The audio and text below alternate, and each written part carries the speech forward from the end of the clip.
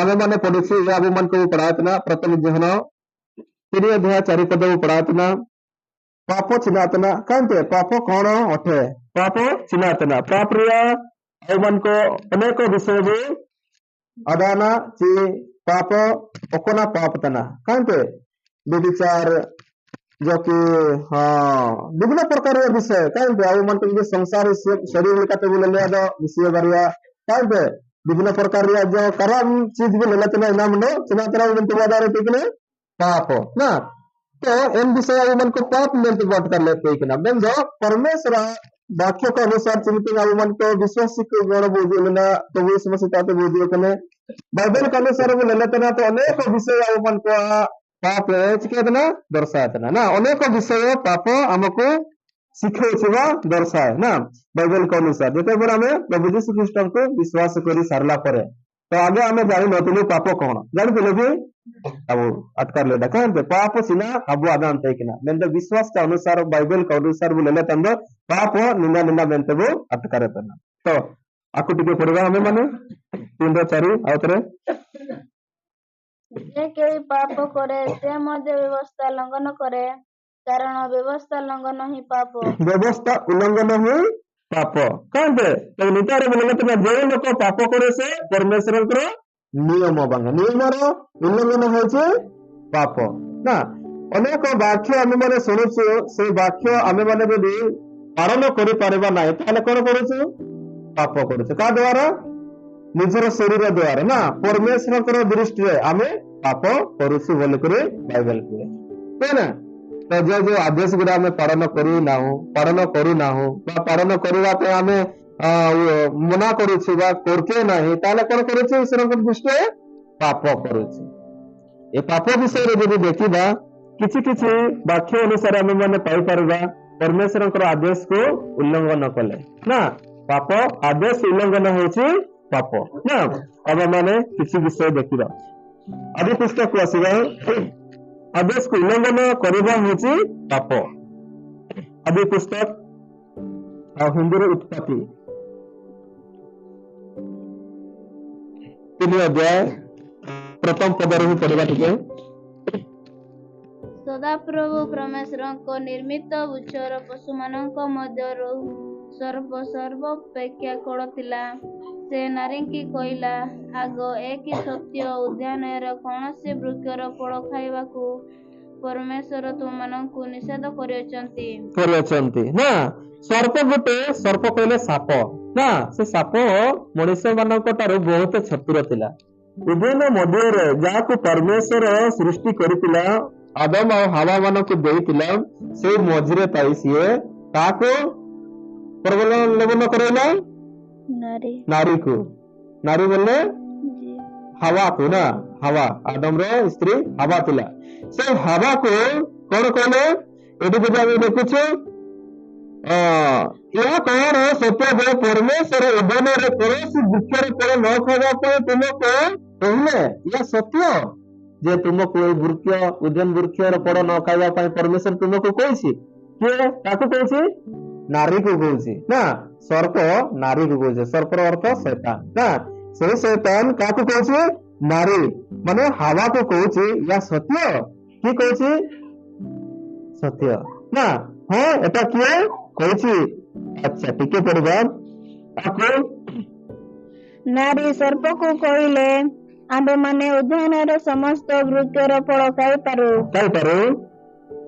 आको केवल उद्यान रे मध्य स्थिति वृक्षर फल विषय रे परमेश्वर कहउचंती तुम माने ता खाइबो नाही और छुइबो नाही ता कले मरिबो ना तो परमेश्वर सतर्क करे देतिला आदम और हवा मानक ना नर और नारी को सतर्क करे देतिला करे देला कि नहीं कि तुमे ताको छुइबो नाही कि खाइबो नाही जे दिन ताको छुइबो खाइबो से दिन कोन हेबो मरिबो आदेश ही पाप ना आदेश उल्लंघन करबा ही परमेश्वर के दृष्टि पाप ना तो जवन रे आमे माने पढिछु ना से आदेश को आदम और हवा मानव को सतर्क करे देतिला परमेश्वर करे तो लागनै तुमे उद्यान बगीचा रो अनेक फल खाइ परिबो लेकिन गुटे वृक्षर फल खाइबो नाही कि छुइबो नाही जदी खाइबो जे दिन छुइबो ताले तुमे कोनबो मरिबो से आदेश ना आदेश आदम हवा मानव को दिया होता लेकिन से आदेश आदम और हवा पालन करि पारले नहीं मानिले नहीं हैला न मानिबा न पालन करबा द्वारा ही आदेश को उल्लंघन कले आ कोन कले से माने पाप कले परमेश्वर दृष्टि कले कि नहीं आमे मनुष्य माने अनेक विषय देखुछु पाप कोन पापर विषय आमे जानिछु हेले आदेश उल्लंघन करबा ही मनुष्य मानकर परमेश्वर दृष्टि पाप ना सही पाप आमे माने बा घर परिवार रे बा मंडली रे अनेक तर आमे उल्लंघन करुछु ना नहीं अनेक वाक्य उल्लंघन करुछु अनेक दास दासी मानकर कथा को आमे उल्लंघन करुछु पाप रो अर्थ होचे आदेश को उल्लंघन करिबा पालन करिबा नाही भांगिबा से गोटे गोटे मनुष्य मानकर पाप देखु ना तो यात्रा पुस्तक टिके आसीबा निर्गमन परमेश्वर एटी मोसेଙ୍କ द्वारा सुंदर समय रे समानको मध्य आदेश गुडाको देतिले परमेश्वर मोसा तापर इस्राएल मानको सतर्क करै दैतिला यात्रा पुस्तक बा निर्गमन हिंदी रे 20 अध्याय आसीबा 8 पद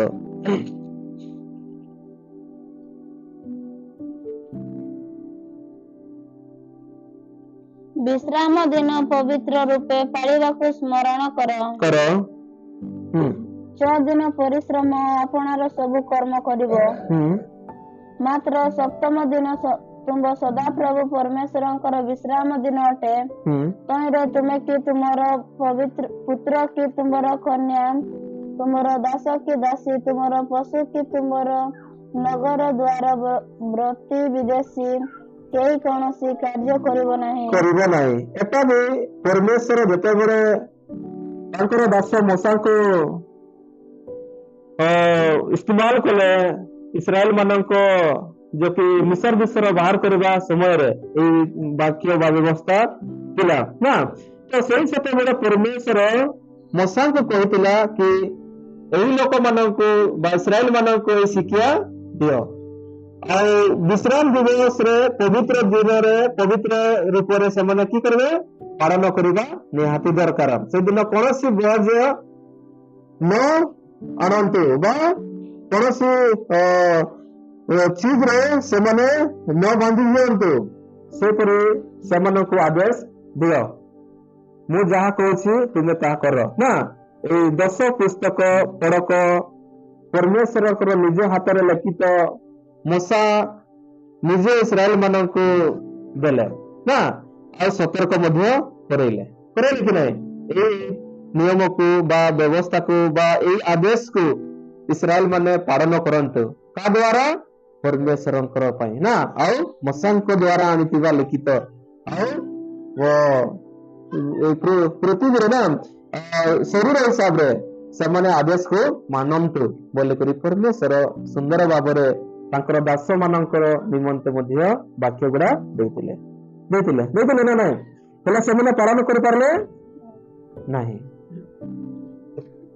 आज आमे माने देखुतुलु आराधना रे रवि सुसमाचार एक रोमियो 1 पर्व 21 22 23 पद रे लिखा है मनुष्य माने निजको जानिले बुझिले आ सब जानि सुझी मध्य परमेश्वर को कि कले दूर हो गले परमेश्वर को पाखरे दूर हो गले कि नहीं जानी सुझी बुझी लोक हेले परमेश्वर को पाखरे दूर गले बा पड़े गले परमेश्वर को आदेश को पालन कले नहीं कले कि नहीं ए पूरी मनुष्य जब होइतिबे ताले परमेश्वर तांकर दृष्टि रे हमको तांकर पुत्र भाबरे सुंदर भाबरे से हमको ए पृथ्वी रे रखितिबा कारण रे खुशी हेबे कि नहीं तो एमिति आदेश गुडा को मनुष्य मन को दिया हैतिला हेले से माने पालन कले नहीं कि से आदेश को मानिले नहीं अच्छा आ गोटे वाक्य पढ़वा यात्रा पुस्तक में 34 अध्याय 21 पद टिके पढ़वा एति विश्राम दिवस विषय में लिखा है तुमे 6 दिन कर्म करिबो कते दिन कर्म करिबो 6 दिन कर्म करिबो सोमवार तो शनिवार तक आबर 6 दिन होछि ना नहीं 6 दिन कर्म करिबो लेकिन ମାତ୍ର ସପ୍ତମ ଦିନରେ ବିଶ୍ରାମ କରିବ। ସାତवा दिन ना सप्तम दिन के दिन सातटा दिन होछि से दिन तुम की करबो विश्राम करबो कार आदेश थिला परमेश्वरଙ୍କର आदेश आमे जदि आदि पुस्तक रे एपटे पढिछु से प्रथम रे चतुर्थ पर्यंत ना से कार्य कले कले कि नहीं એટલે સપ્તમ दिन रे की कले परमेश्वर निजे विश्राम नेले आमे माने से वाक्य पढिछु ना तो आमे माने परमेश्वरଙ୍କ ଠାରୁ ବଡ ହୋଇ ଗଲେ କି ତାଙ୍କର ଆଦେଶକୁ ପାଳନ କରିବା ନାହିଁ परमेश्वरଙ୍କର ଆଦେଶକୁ ମାନିବା ନାହିଁ परमेश्वरଙ୍କର ମାନେ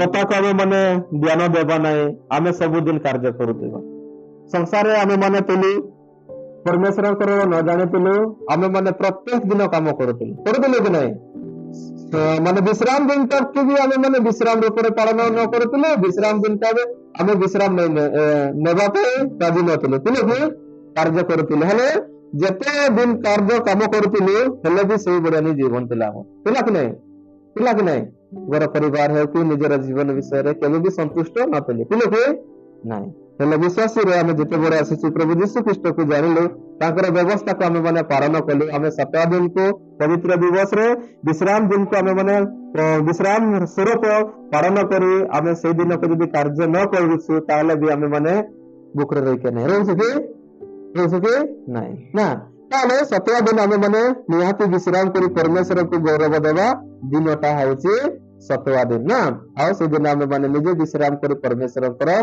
ଆଶ୍ଚର୍ଯ୍ୟ କାର୍ଯ୍ୟ ବାବଦରେ କଣ କରୁଥିଲୁ ଧନ୍ୟବାଦ ଦେଉଥିଲୁ ନା ଆଉ ଦେଲେ ମଧ୍ୟ ତ ସେହି ବିଶ୍ରାମ ଦିନକୁ ମଧ୍ୟ ଆମେ ମାନେ ପାଳନ କରିବା ନିହାତି ଦରକାର ହେଲେ ଭାଇ ଭଉଣୀ ମାନେ ମଣ୍ଡଳୀରେ ଯେତେ ଅଛୁ ଆମେ ନିଜ ନିଜର ଜାଗାରେ ଅନେକ ବିଷୟରେ ଚନ୍ଦୀ ହୋଇ ବିଶ୍ରାମ ଦିନକୁ ମଧ୍ୟ ପାଳନ କରୁ ନା ତାହେଲେ ଆଦେଶକୁ ଆମେ ଭାଙ୍ଗୁଛୁ ନା ନାଇଁ ଭାଙ୍ଗୁଛୁ ନା ଆଦେଶକୁ ଭାଙ୍ଗୁଛୁ ଉଲ୍ଲଂଘନ ନା ଆଦେଶ ଉଲ୍ଲଂଘନ କରିବା ହିଁ ପାପ ନା ତ ଆମେ ମାନେ ସତ୍ୟ ଜାଣିଛୁ ତାହେଲେ ଆମେ ମାନେ ସତ୍ୟକୁ ନିହାତି ପାଳନ କରିବା ଦରକାର କି ନାହିଁ ଯାକୁ ବାକ୍ୟକୁ ଆସିବା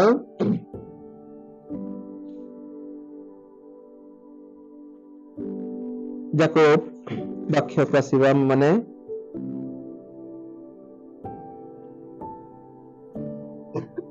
चारि पद 17 चारि वाक्य 17 पद पढ़िया 4:17 ଅତଏବ ଯେ ସତ୍କର୍ମ କରିବାକୁ ଜାଣି ତା କରେ ନାହିଁ ତାର କି ହୁଏ ପାପ ହୁଏ ସତ କର୍ମକୁ ଯଦି ଆମେ ଜାଣି ତା ପାଳନ କରିବା ନାହିଁ ତାହେଲେ କଣ କରୁଛୁ ପାପ କରୁଛୁ ନା ସତଟା କୋଉଟା ବାଇବେଲ ଅନୁସାର ଆମେ ମାନେ ଦେଖୁଛୁ ଯୋଉଟା ଆମେ ଶିଖିଲୁ ବାଇବେଲ ରୁ ନା ଆମେ ଯୋଉଟା ଜାଣିଲୁ ବାଇବେଲ ରୁ ସେ ସତ୍ୟଟାକୁ ପାଳନ କରିବା ନିହାତି ଦରକାର ଯଦି ପାଳନ କରିବା ନାହିଁ ବ୍ୟବସ୍ଥା ବା ପରମେଶ୍ୱରଙ୍କର ବାକ୍ୟକୁ ଆମେ ଉଲ୍ଲଂଘନ କରୁଛୁ ତାହେଲେ ପରମେଶ୍ୱରଙ୍କ ଦୃଷ୍ଟି କଣ କରୁଛୁ ପାପ କରୁଛୁ ତାହେଲେ ଆମେ ମାନେ ପାପ କରୁଛୁ ନା ନାହିଁ ସପ୍ତାହ ବା ପରିବାରରେ ବା ପ୍ରତ୍ୟେକ ଦିନର ଜୀବନରେ କେତେ ଯେ ଆଦେଶକୁ ଉଲ୍ଲଂଘନ କରୁଛୁ ନା ନାହିଁ ଆଉ ସେଥିପ୍ରତି ପରମେଶ୍ୱରଙ୍କର ବାକ୍ୟ କୁହେ ତୁମେ ପାପ କରିଛ ନା ସେଇ ପାପ ଆମ ମାନଙ୍କର ମୃତ୍ୟୁ ଆଡକୁ ନିଏ ନାହିଁ ଆମେ ନିଜକୁ ପ୍ରସ୍ତୁତ କରି ଆମେ ସେଇ ପାପକୁ କଣ କରିବା ଦରକାର ମାନି ନେବା ଦରକାର କି ହଁ ପ୍ରଭୁ ମୁଁ ତୁମ ଦୃଷ୍ଟିରେ ପାପ କରିଛି ଆମେ ଯଦି ମାନିବା ପରମେଶ୍ୱରଙ୍କର ଦୃଷ୍ଟିରେ ଯଦି ଆମକୁ ମାନେ ନିଜକୁ ଯଦି ଆମେ ମାନେ ଯଦି ପରିବର୍ତ୍ତନ କରିବା ନିଜକୁ ଯଦି ଆମେ ମାନେ ପରମେଶ୍ୱରଙ୍କର ଆଡକୁ ଆସିବା ତାହେଲେ ଆମେ ମାନେ ରୋଟି ଆଉ ମେଜରେ ଖାଇପାରିବା ଆମେ କେବେ ବି ଦୋଷୀ ରୂପ ପରମେଶ୍ୱର ଗଣନା କରିବେ ନାହିଁ ଯଦି ଆମେ ଯଦି ମାନିବା ନାହିଁ ଆମେ ଯଦି ମନକୁ ନିଜକୁ ସୁଧାରିବା ନାହିଁ ଆମେ ଯଦି ରୋଟି ଆଉ ମେଜରେ ଖାଇଦେବା ତାହେଲେ ଆମେ ମାନେ ଦିନେ ପରମେଶ୍ୱରଙ୍କର ବିଚାର ସିଂହାସନରେ କଣ ହେବା ବିଚାରିତ ହେବା କି ନାହିଁ ସେଥିପ୍ରତି ପରମେଶ୍ୱରଙ୍କର ବାକ୍ୟ ରୋଟି ମେଜ ଖାଇବା ପୂର୍ବରୁ ଆମେ ମାନେ ପ୍ରତ୍ୟେକ ଥର ଦେଖିଥାଉ କି ନିଜକୁ ନିଜ ପରୀକ୍ଷା କରିବା ନା ନିଜକୁ ନିଜେ ଆମେ ମାନେ ପରୀକ୍ଷା କରିବା କିପରି ପରୀକ୍ଷା କରିବା କୋଉ ଆଦେଶ ଅନୁସାରେ ଆମେ ପରୀକ୍ଷା କରିବା କଣ ଆମେ ମାନେ ଦେଖୁଛୁ ଯେ ନିଜର ଜୀବନରେ ନା ଯଦି ଭୁଲ କରୁଛୁ ଆମେ ମାନେ ପରୀକ୍ଷା କରିବା ଅନେକ ବିଷୟ ବାଇବେଲରେ ଲେଖା ଅଛି କି ଏଇ ଆଦେଶ ଗୁଡାକୁ ବା ପରମେଶ୍ୱରଙ୍କର ବାକ୍ୟ ଗୁଡାକୁ ଆମେ ନ ମାନି ପାପ କରିଥାଉ ନା ସେଇ ପାପକୁ ଆମେ ମାନେ ନିଜକୁ ନିଜ ଆଉ ଥରେ ନିଜେ ସୁଧାରିବା ପରିବର୍ତ୍ତନ କରିବା ନିହାତି ଦରକାର ତ ବାକ୍ୟ ଲେଖା ଅଛି ଯଦି ଜଣେ ଲୋକ ଭଲ କାମ କରିବା ଜାଣି ସୁଦ୍ଧା କରେ ନାହିଁ ତାହେଲେ ସେ ପାପ କରିଥାଏ ନା। ଭଲ କାମ କରି ସୁଦ୍ଧା ଆମେ ଯଦି କରିବା ନାହିଁ, ଜାଣି ଯଦି ଆମେ କରିବା ନାହିଁ, ତାହେଲେ କଣ କରିଥାଉ? ପାପ କରିଥାଉ ନା। ଆଉ ପାପ କରିବା ଲୋକ କାହାର ଦଳର ଲୋକ? ଶୈତାନର ଦଳର ଲୋକ ନା। ପାପ କରିବାର ଲୋକ ହଉଛି ଶୈତାନ ଦଳର ଲୋକ। କଣ ପାଇଁ ନା? ବାକ୍ୟ ଦେଖିବା ଆସିବା ପ୍ରଥମ ଜହନକୁ ପ୍ରଥମ ଜହନ 3ର 8 ପଦ ପଢିବା।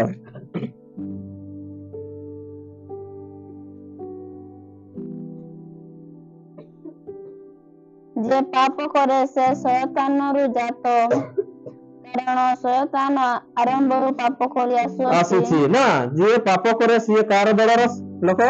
ଶୈତାନ ଦଳର ଲୋକ। କି ପାଇଁ ନା? ଶୈତାନ ଆରମ୍ଭରୁ କି କରିଛି? ପାପ କରି କରି ଆସିଛି ନା। ପରମେଶ୍ୱରଙ୍କର ଆଦେଶକୁ ଭାଙ୍ଗି ଭାଙ୍ଗି ସିଏ ଆସିଛି, ସେ ମାନିଲା ନାହିଁ। ପ୍ରଥମ ପୁତ୍ର ଭଳିଆ ପରମେଶ୍ୱରଙ୍କର ଡାହାଣ ପଟରେ ସିଏ ଥିଲା ନା, ସ୍ୱର୍ଗରେ ଥିଲା, ହେଲେ ଆଦେଶକୁ ମାନିଲା ନାହିଁ। ନିଜକୁ ନିଜେ କଣ କଲା? ବୁଦ୍ଧିମାନ ଗଣନା କଲା ନା। ମୁଁ ତ ସବୁ ପାରୁଛି, କଣ ଆଦେଶ ମାନିବି ନା। ସେ ଆଦେଶ ଉଲ୍ଲଂଘନ କରିବା ହିଁ ପାପ ନା। ତ ଏଠି ପାପ କରିବା ଆମର ଯଦି କରୁଛେ, ଆଦେଶକୁ ଉଲ୍ଲଂଘନ କରୁଛେ, ବ୍ୟବସ୍ଥା ବା ପରମେଶ୍ୱରଙ୍କ ବାକ୍ୟକୁ ଯଦି ମାନୁ ନାହୁଁ, ତାହେଲେ ପାପ କରୁଛେ। ସେ ପାପ କରୁଥିବା ଦଳର ଲୋକ ହେଉଛି ଆମେ ମାନେ, ବା ପାପ କରିବା ହେଉଛି ଶୈତାନ ନା। ଆଉ ସେଇ ଶୈତାନର ଦଳର ଲୋକ ଆମେ ମାନେ ଦିନେ କିଏ ହେବା? କିଏ ହେବା? ଦୋଷୀ ସାବ୍ୟସ୍ତ ହେବା ନା। ତ ପଢିପାରିଲେ ଆକୁ ପଢିବା। ଶୟତାନର କାର୍ଯ୍ୟ ବିନାଶ କରିବା ଉଦ୍ଦେଶ୍ୟରେ ହିଁ ଈଶ୍ୱରଙ୍କ ପୁତ୍ର ପ୍ରକାଶିତ ହେଲା ନା। ଶୈତାନର କାର୍ଯ୍ୟକୁ ବିନାଶ କରିବା ପାଇଁ ପରମେଶ୍ୱରଙ୍କର ପୁତ୍ର ଏଇ ପୃଥିବୀରେ କଣ କଲା? ପ୍ରକାଶିତ ବା ଜନ୍ମଗ୍ରହଣ କଲା। ସେ ସତ୍ୟକୁ ଲୋକଙ୍କୁ ଦେଖେଇବା ପାଇଁ ନା, ଆଉ ସତ୍ୟ ମାର୍ଗକୁ ଆଣିବା ପାଇଁ, ଆଉ ସତ୍ୟରେ ଜୀବନ ଯାପନ କରିବା ପାଇଁ ପ୍ରଭୁ ଯୀଶୁ ଖ୍ରୀଷ୍ଟ ଏଇ ପୃଥିବୀରେ ଜନ୍ମଗ୍ରହଣ କଲେ ଲୋକମାନଙ୍କ ପାଇଁ ନା। ବ୍ୟବସ୍ଥା ଭାଙ୍ଗିବା ପାଇଁ ନାହିଁ। ଧର୍ମଶାସ୍ତ୍ରୀ ପାରସୀ ମାନେ ଥିଲେ ଏ ପୃଥିବୀରେ, ଯେତେବେଳେ ମୂଷାଙ୍କର ଆଦେଶ ସେମାନେ ପାଳନ କରୁଥିଲେ, ହେଲେ ଲୋକଙ୍କୁ ପାଳନ କରୁଥିଲେ, ସେମାନେ ପାଳନ କରୁ ନଥିଲେ ନା। ସେହି ଆଦେଶକୁ, ସେ ବ୍ୟବସ୍ଥାକୁ, ସେ ସତ୍ୟକୁ ପ୍ରକାଶ କରିବା ପାଇଁ ପୃଥିବୀକୁ ଯେତେବେଳେ ଆସିଲା, ଲୋକମାନେ ତା ପ୍ରତି କଣ କଲେ? ବିରୋଧ କଲେ। ବିରୋଧ କଲେ ନା। ନା ନା, ଇଏ ଏମିତି କରୁଛି, ସିଏ ଏମିତି କରୁଛି, ବ୍ୟବସ୍ଥାରେ ଏମିତି ଲେଖା ହେଇଛି, ଏଟା ଏମିତି ଦିନ ପାଳନ କରୁଛି, କାମ କରୁଛି ନା। ହେଲେ ସେମାନେ ପାଳନ କରୁନଥିଲେ, ଲୋକଙ୍କୁ ଜବରଦସ୍ତ ସେମାନେ କଣ କରୁଥିଲେ? ପାଳନ କରାଉଥିଲେ। ହେଲେ ଏଗୁଡାକୁ ଦେଖି ପରମେଶ୍ୱର ସହିପାରିଲେ ନାହିଁ। ସେଥିପ୍ରତି ଏ ପୃଥିବୀକୁ ପ୍ରଭୁ ଯୀଶୁ ଖ୍ରୀଷ୍ଟଙ୍କୁ ପଠେଇଲେ। ଟିକେ ନିୟମକୁ ମାର୍କୋସ ସୁସମାଚାରକୁ ଟିକେ ଆସିବା, ଏ ବାକ୍ୟକୁ ଟିକେ ଦେଖିବା।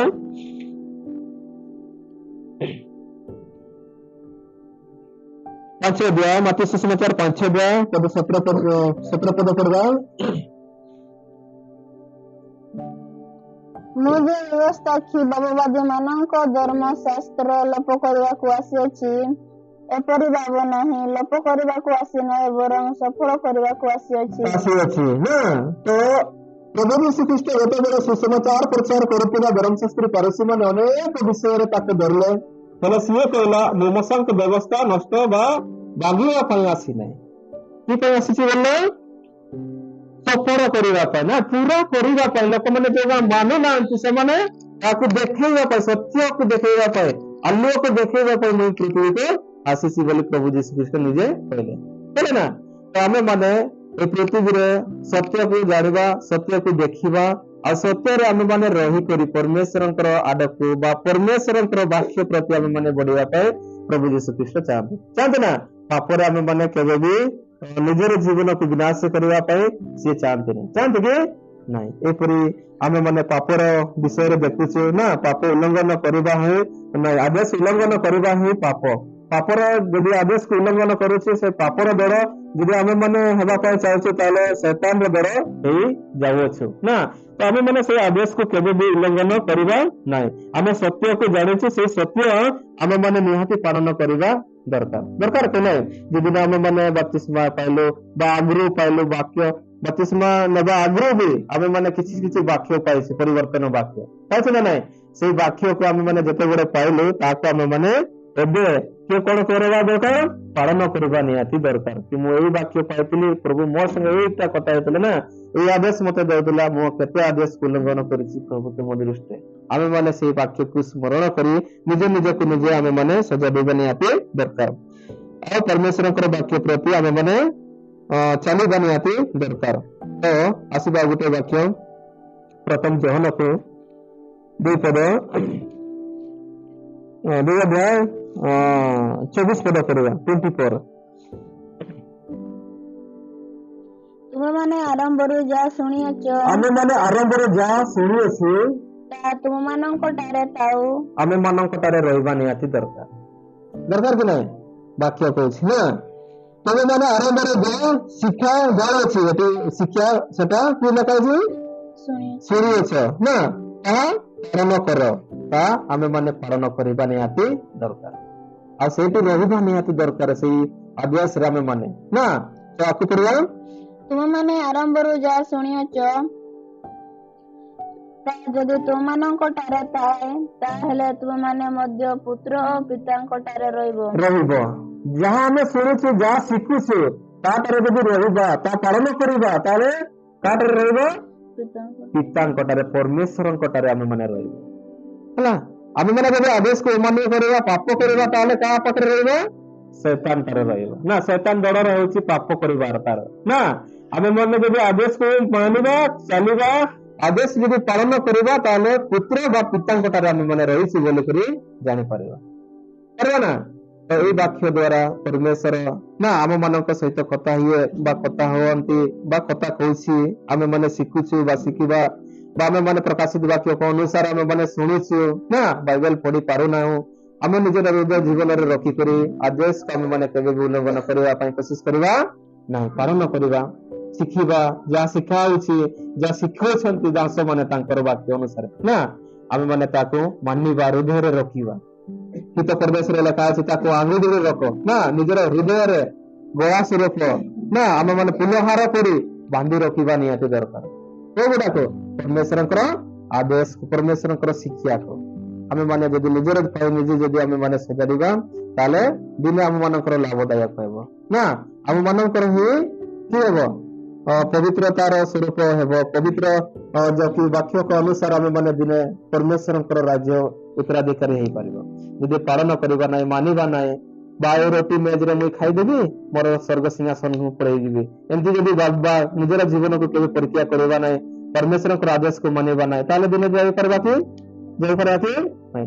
କୌଣସି ଲୋକ କୌଣସି ମାତ୍ରାରେ ଗୋଟେ ବି ଜିନିଷ ଯଦି ସିଏ ଏଇ ପୃଥିବୀରେ ମାନିବ ନାହିଁ, ପରମେଶ୍ୱରଙ୍କ ରାଜ୍ୟରେ ପ୍ରବେଶ କରିପାରିବ ନାହିଁ। ଅଶୁଚି ଜିନିଷ ବା ଅଶୁଚି ଲୋକ ପରମେଶ୍ୱରଙ୍କ ରାଜ୍ୟରେ କେବେ ପ୍ରବେଶ କରିବେ ନାହିଁ ନା। ବାକ୍ୟ ଅନୁସାରେ ଆମେ ଲେଖା ଅଛି, ଗୋଟେ ଗୋଟେ ଆଦେଶକୁ ପାଳନ କରିବା ବା ମାନିବା ହିଁ ଯଦି ପବିତ୍ର ବା ଜ୍ୟୋତିରେ ଜୀବନ ଯାପନ କରୁଛି ବୋଲି ଆମେ ମାନେ ଜାଣିପାରିବା। ଲେଖା ଅଛି, ଗଲାତୀୟକୁ ଟିକେ ଆସିବା।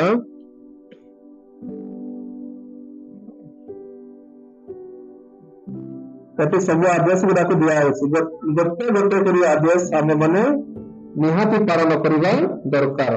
ପରମେଶ୍ୱରଙ୍କର ରାଜ୍ୟର ପାଇଁ ଯଦି ଉତ୍ତରାଧିକାରୀ ହେବା ପାଇଁ ଚାହୁଁଛୁ। ଗଲାତୀୟ 5:19 ପଦ ପଢିବା। ଶରୀରର କାର୍ଯ୍ୟ ଗୁଡାକ ତ ସ୍ପଷ୍ଟ ରୂପେ ଜଣା ନା, ଶରୀରର କାର୍ଯ୍ୟ ଗୁଡାକ ତ ସ୍ପଷ୍ଟ ଭାବରେ ଜଣା। ଆମେ ମାନେ ଶରୀର ରୂପରେ କଣ କଣ କାର୍ଯ୍ୟ କରିଥାଉ, ଆମେ ମାନେ ବାଇବେଲ ଅନୁସାର ଜାଣିପାରୁଛୁ ନା ନାହିଁ? କଣ କଣ କାର୍ଯ୍ୟ? ବ୍ୟଭିଚାର, ଅଶୁଦ୍ଧତା ନା, ଅଶୁଦ୍ଧତା, ବ୍ୟଭିଚାର, ଆଚାକୁ କାମକତା, ପ୍ରତିମା ପୂଜା,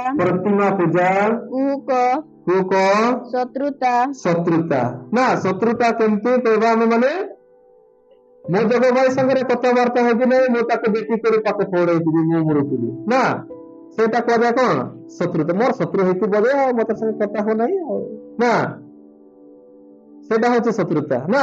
ଝଗଡ଼ା ଯେମିତି ହଉଛି, ରାଗାପିଟା ମାରପିଟ ହଉଛି, ଆମେ କାହାରି ସାଙ୍ଗେ ଟୁଣ୍ଡା ଟୁଣ୍ଡି ହେବା ନାହିଁ, ତାକୁ ଶତ୍ରୁତା ବନୁଛି ତାକୁ ଘରକୁ ଯିବା ନାହିଁ, ତାକୁ ଆମେ ମାନେ କେବେ ବି ପଚାରିବା ନାହିଁ। ସେଇଟା ହଉଛି କଣ ଶତ୍ରୁତା ବୋଲିକରି କୁହାଯାଏ ନା, ଶତ୍ରୁ ମେଣ୍ଟବୁ ଆତ୍କାର ଦିନାବୁ। इनकन शत्रुता पनाटी नितारे बहुत प्रिय विषय बोले लिया कांते ଆଉ मन तगर कपड़ा है ବିବାଦ, ଦେଶ, କର୍ଦ, ସ୍ୱାର୍ଥପରତା, ଦଳଭେଦ, ମତଭେଦ, ଈର୍ଷା, ମତତା, ରଙ୍ଗରସ ଇତ୍ୟାଦି ପ୍ରକାର କର୍ମଗୁଡାକୁ ମୁଁ ପୂର୍ବରେ ଯେପରି ତୁମମାନଙ୍କୁ କହିଥିଲି ସେହିପରି ଆଗରୁ କହୁଅଛି ଯେ ଯେଉଁମାନେ ଏହି ସବୁ ପ୍ରକାର କର୍ମ କରନ୍ତି ସେମାନେ ଈଶ୍ୱରଙ୍କ ରାଜ୍ୟର ଅଧିକାରୀ ହେବେ ସେମାନେ ଈଶ୍ୱରଙ୍କ ରାଜ୍ୟରେ ଅଧିକାରୀ ହେବେ ନାହିଁ। ତାହେଲେ ଆମେ ମାନେ ଯଦି ପାଳନ କରିବା ନାହିଁ, ଏ ଆଦେଶକୁ ମାନିବା ନାହିଁ, ଆମେ ଯଦି ଝଗଡା କରୁଥିବା, ଈର୍ଷା କରୁଥିବା, ମାରପିଟ କରୁଥିବା, ନା କ୍ରୋଧ କରୁଥିବା, ସ୍ୱାର୍ଥପର ହେଉଥିବା, ବିଭାଜନ କରୁଥିବା, ଦଳନୀୟ ମନୋଭାବରେ ଆମେ ଅନେକ ବିଷୟରେ ଯଦି ଚଣ୍ଡକପଟ ହୋଇ ଚଣ୍ଡି ରହିଥିବା ଶରୀର ହିସାବରେ, ତାହେଲେ ପରମେଶ୍ୱରଙ୍କର ରାଜ୍ୟରେ ଉତ୍ତରାଧିକାରୀ ହେଇପାରିବା ନାହିଁ। ହେଇପାରିବା କି ନାଇଁ? ଏ ଆଦେଶ ଗୁଡାକ ଆମେ ପାଳନ କରିବା ନିହାତି ଦରକାର ନା ନାଇଁ? ଏ ଆଦେଶକୁ ପାଳନ କରିବା ନିହାତି ଦରକାର। ଏଇ ଆଦେଶକୁ ପାଳନ କରୁଥିବା ବା ବ୍ୟବସ୍ଥା ପରମେଶ୍ୱରଙ୍କର ବାକ୍ୟକୁ ଆମେ ମାନୁଥିବା, ଚାଲୁଥିବା, ଆଉ ଆମେ ମାନେ ପରମେଶ୍ୱରଙ୍କର ପ୍ରତ୍ୟେକ ବାକ୍ୟ ଅନୁସାରେ ଜୀବନ ଯାପନ କରୁଥିବା, ରୋଟିରେ ଖାଇବା, ମେଜରେ ଆମେ ମାନେ ସହଭାଗିତା ହେବା, ପରମେଶ୍ୱରଙ୍କର ରାଜ୍ୟରେ ଦିନେ ନିର୍ଦ୍ଦୋଷ ଭାବରେ ଆମେ ମାନେ ପରମେଶ୍ୱରଙ୍କର ବିଚାର ସିଂହାସନରେ କଣ କରିବା? ଠିଆ ହେଇପାରିବା। ପାରିବା ନା? ଯଦି ଆମେ ମାନେ ଯଦି ଅନେକ ଭୁଲ କାର୍ଯ୍ୟ ବା ଆଦେଶକୁ ଆମେ ମାନେ ପାଳନ କରିବା ନାହିଁ, ଅନେକ ବାକ୍ୟକୁ ଆମେ ମାନେ ଉଲ୍ଲଂଘନ କରୁଥିବା, ଦିନେ ତାଙ୍କ ରାଜ୍ୟରେ ନିର୍ଭର ଭାବରେ ବା ଯଦି ଆମେ ମାନେ ସ୍ୱାଧୀନ ଲୋକ ପରି ଠିଆ ହେଇପାରିବା କି ନାଇଁ? ନାଇଁ ଠିଆ ହେଇପାରିବା ନା। ଆମର ତ ମନ ସେପଟେ ଥିବ, ଟାଣୁଥିବ କି ନାଇଁ? ତାରେ ମୋର ଆଡେ ଦୋଷ ଦେଉଥିବ କି ମୋର ତ ଏଇଭଳିଆ କରୁଥିଲି, ସଂସାର ସୁର କରୁଥିଲି ବଳେ ନା, ଶରୀର ରୂପରେ ଆଦେଶକୁ ମାନୁ ନଥିଲି, ମତେ କହିବ କି ଆମେ ମାନଙ୍କର ଡର ଭୟ ସବୁବେଳେ ଆସୁଥିବ କି ନାଇଁ? ଆଉ ଆମେ ମାନେ ଯଦି କିଛି କରିବା ନାହିଁ, ଭୁଲ କାର୍ଯ୍ୟ କରିନଥିବା, ତାହେଲେ ଆମେ ମାନଙ୍କର ଦୋଷ ଆସୁଥିବ କି? ମନ ସେ ଚାହୁଁଥିବ କି ନାଇଁ? ଜମାରେ ସେ ମନ ଆସିବ ନାଇଁ। ନିର୍ଭଲ ଭାବରେ ନା ପୁରା ଆନନ୍ଦ ମନରେ କାରା ହେଇଦେବା ବା ପରମେଶ୍ୱରଙ୍କର ସିଂହାସନରେ ନା।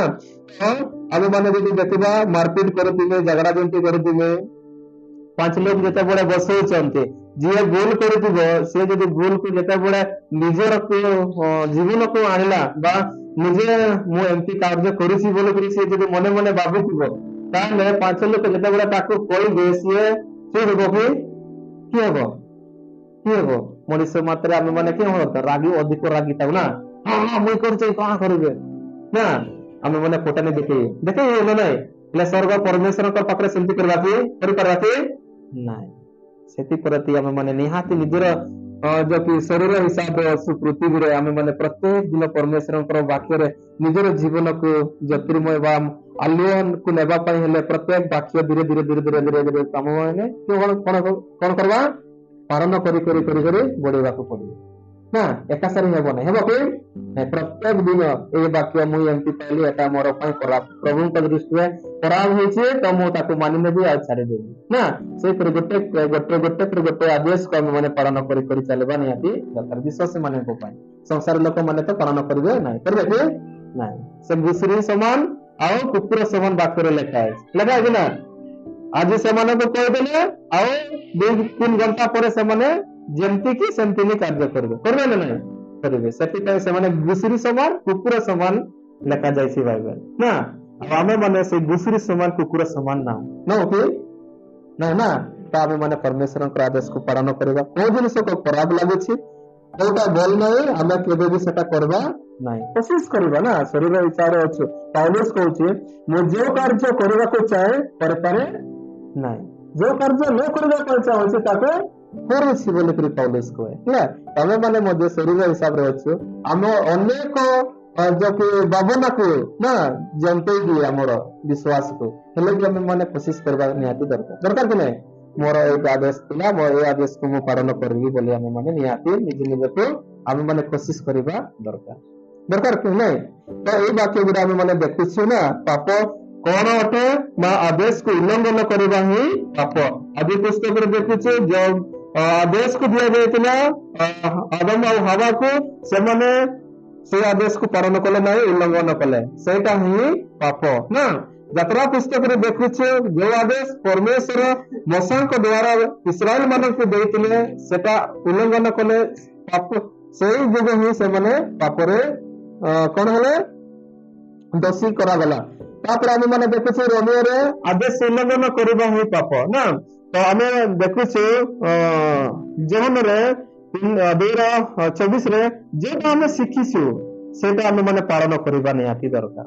ଯଦି ଆମେ ମାନେ 3:କେତେ 8 ନା 7 ଦେଖିଲୁ ନା 5 ଦେଖିଲୁ ପାପ କରି ଆଦେଶକୁ ଯଦି ଉଲ୍ଲଂଘନ କରୁଛେ ତାହେଲେ ପାପ କରୁଛେ। ପାପ କରିବା ଲୋକ ହଉଛି ଶୈତାନ ଦଳର ଲୋକ ନା।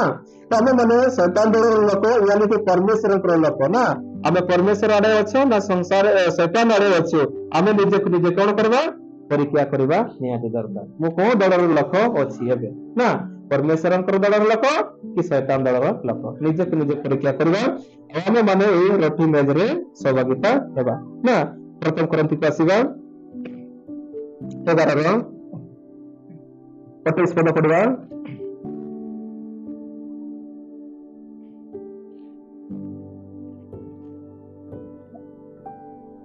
କିନ୍ତୁ ମନୁଷ୍ୟ ଆପଣଙ୍କୁ ପରୀକ୍ଷା କରୁ।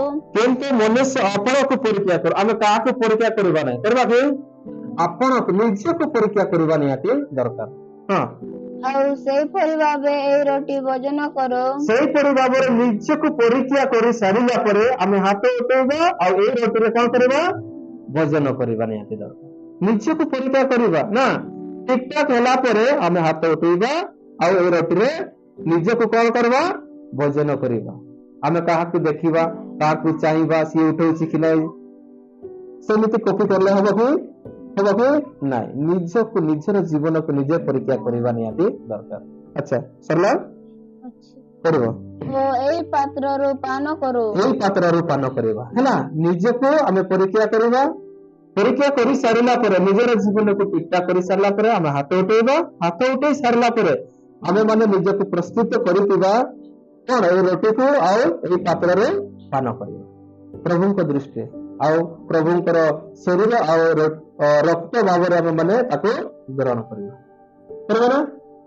କରିବା କି ନାହିଁ ନିଜକୁ ନା ନିଜ କାହାକୁ ବି ଆମେ ଦେଖିବା ଅନେଇବା ନାହିଁ। ନିଜକୁ ଆମେ ମାନେ ଠିକଠାକ କରିବା। କାହାକୁ ଆମେ ମାନେ ପରଟାକୁ ଠିକଠାକ କରିବା ନାଇଁ ନିଜକୁ ଆମେ ମାନେ ଠିକଠାକ ହେବା ନା। ଆଉ ତାପରେ ରୋଟି ଆଉ ପାତ୍ରରେ ଆମେ ମାନେ ନିଜକୁ ସହଭାଗୀ ହେବା ବା ଖାଇବା ଆଉ ପିଇବା ହେଲା। ଏ ଛୋଟ ବାକ୍ୟରେ ଆଶୀର୍ବାଦ କରୁ।